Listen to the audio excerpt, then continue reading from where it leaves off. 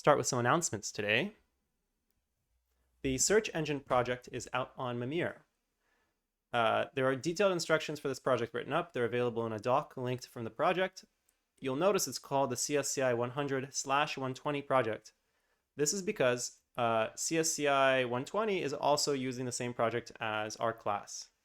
So if you're in both classes, the grade you get on this project will be used in both classes. And I believe in 120 you'll also be doing a presentation on your work.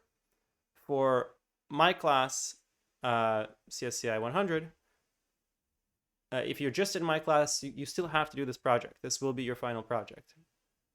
This project has a lot of parts, but the individual work isn't a lot. Like if you want to actually understand what you need to do, it's not that many lines of code and they're not that complicated. I actually think the filters project was more difficult.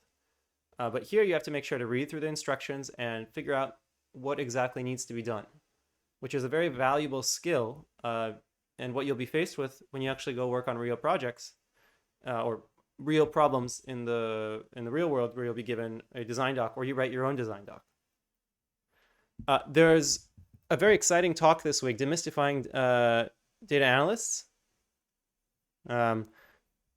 given by Jessica Cherney, who is a data analyst at a startup called Ironclad. And you can see it here on the calendar. There will be a Zoom link here in the description that you can join. So come find out about what data analysts do and about that career path in computer science. There's also a great talk happening Thursday at 5 p.m. Some Google recruiters and engineers, actually HBC alumni, will be coming to talk about non-software engineering work for students who have an engineering degree. And there's all different roles at Google of non-software engineering that use your computer science knowledge.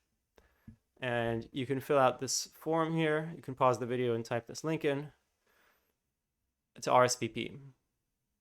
And finally, there's also a Tech Exchange info session happening Wednesday.